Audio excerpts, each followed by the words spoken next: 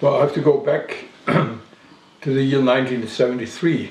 I was working with Frau Otto in the IL, and there's a man came from Texas University, and he was looking for a teacher that out of this circle would be willing to come to Austin for some time to teach his students. And then I opened there a lightweight structure studio.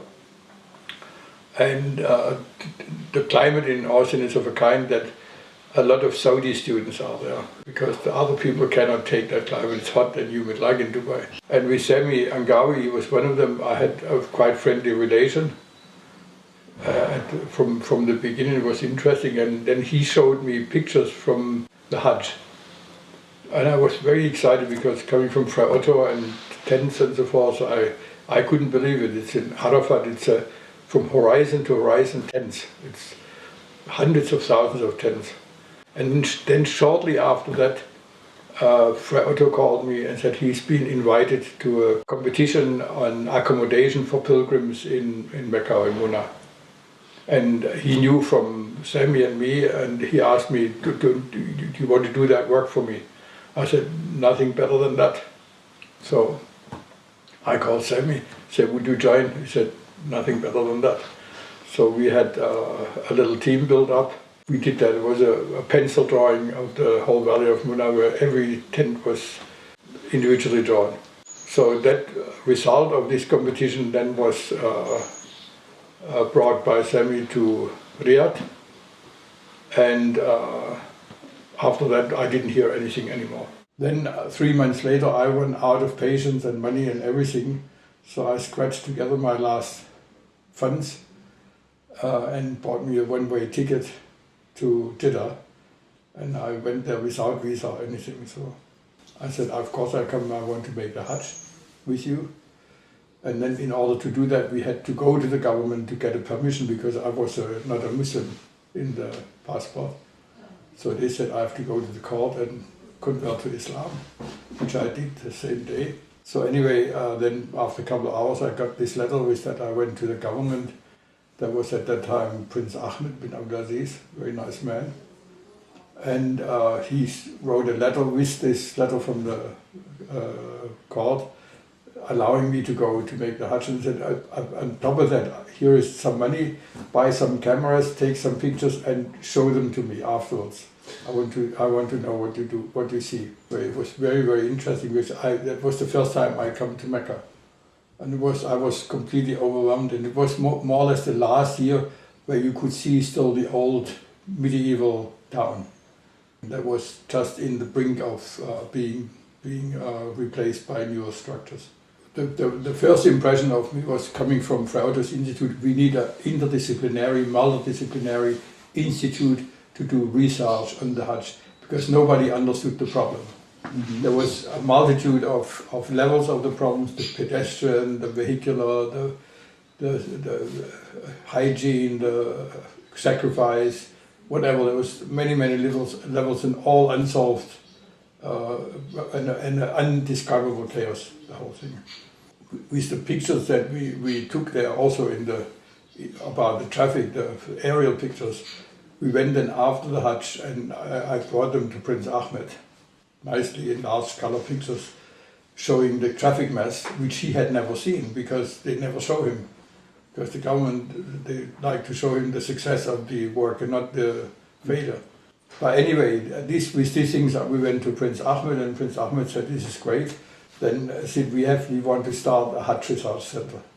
So we went all over the place in Saudi Arabia, and finally in Jeddah, we found Dr. Abdullah Nassif. He was open to this idea, and then we started with an office, with a telephone and a car, and very few things. Various aspects of this. So the urbanism comes into the picture in a crowd of 2 million people. Now, the 10 cities of Mecca and of Arafat and Muna, they are the leftovers of the big caravans. And the big caravans, there was one from Cairo and one from Damascus, and sometimes there were 200,000–300,000 people. You have to imagine there is there is a train of people and camels coming from Damascus through the desert to Mecca, which is about 31 days or something like that. And they were finely operating cities. You know.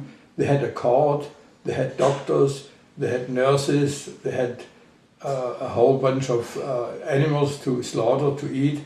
There was a whole trust of servants of this going.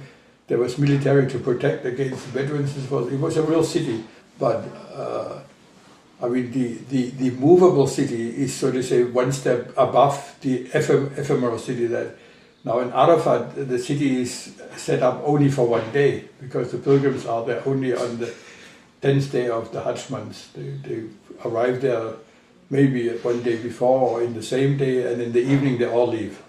And then in Muna there are 3 days, and even 4 days or 5 days. So in Muna there's already much more coagulation than in Arafat. And in Muna, I mean, for 3-4 days you need shade, you need toilets, you need all kinds of things. In Arafat it's much more basic. Even so now I think they're destroying even that. So this is, you can see in Muna, you can see the transition from a nomadic city or from an ephemeral city to a permanent city by the length of the use. Now Muna after 5 days is empty again. I mean, the valley is, in the old days the valley was, a week after the Hajj you couldn't see anything anymore except a little bit of garbage. In the competition already, the accommodation, it was clear that the capacity of the valley of Muna is not enough for the pilgrimage. But there was also the question of the number of pilgrims. And I don't know, and so let's say that the central idea in the competition with Fra Otto was to have a spine consisting of the pedestrian movement of the Hajj. The Hajj is a movement of 18 kilometers over 5 days. The idea was to have this this pedestrian movement celebrated as a pedestrian event, and all the mechanical things that you need to maintain a pedestrian movement you provide, but not a replacement, no big transport system. So that was ideas and shade and resting place and so forth. Because after a couple of kilometers walking, old people, they need to rest a little. They have time, you know. It's not interesting to move them from A to C in 5 minutes. The topography of Muna, it's about 300 hectares valley, and it's 350 hectares mountain slopes. Now the idea was to use the mountain slopes, and already in the competition that was being used as a overflow of the accommodation needs. You gain through the slope, you gain more surface. It was, instead of 4 by 4 meters, you had double the surface. To influence the climate with structures, that's one of the main functions of architecture. I mean, architecture is protection against climate. If it's an igloo in Antarctica or if it's a tent in the desert, it's climate, mainly. But in principle, there is a big pressure on the government of Saudi Arabia to allow more pilgrims, because people at the moment, they have a quota, they can send 1 per mil of their Muslim population. Let's say if somebody have 100,000 Muslims, they can send 1,000 pilgrims. And of course, everybody wants to go to the Hajj. So if you say the people live 100 years, so it's at least, it would be at least 10 million that wants to come if there's a pilgrim. It's a numbers game, but in reality it's only 2.5 or 2 million at the moment. So there is a big pressure on the numbers. The only way to handle these numbers is by technology. There have to be technical means of doing this. I mean, first of all, you have to increase the accommodation. Then you have to solve the problem with the movement, which I believe is the pedestrian movement. And then, if one would be honest and scientific, then one could calculate what is a number maximum that one can actually cater for. And I would say it's maybe more than 2.5 million, but it's probably less than 10 million. I think one should always, in a situation of Mecca and in a situation of holy cities and the Holy Earth even, one should always think in architecture in a way that you can undo the project without leaving too much damage. I mean, this has been always our highest request. Ecologically speaking, again, I mean, whatever you do on the earth, you have to think about the consequences. What does it do to the earth? I mean, nowadays we're coming to a global society, inevitable, or we are in a global society, if we know it or not.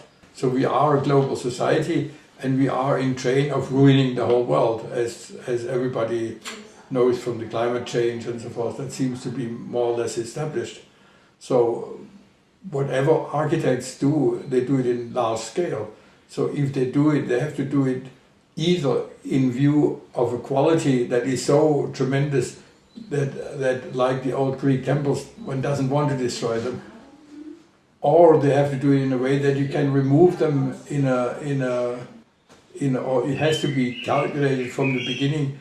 What is the removal doing? How to remove it? What is the destruction of it taking in terms of money and energy and destruction of environment? Reversibility is a question about sustainability. Sustainability is a fashion word at the moment, but its origin comes actually from German, which is Nachhaltigkeit. Nachhaltigkeit, that word was created by Fürst Pückler in the 19th century or the 18th century, end of 18th century, about gardens. Nachhaltig. That one, he was living in that tradition of English gardens, English parks. But like the English garden in Munich is now also 200 years old and it's never been changed. So this is sustainable. The whole garden architecture idea is a very, very valuable. People like to live in gardens. The Garden Eden is not for no reason an archetype of this kind of environment.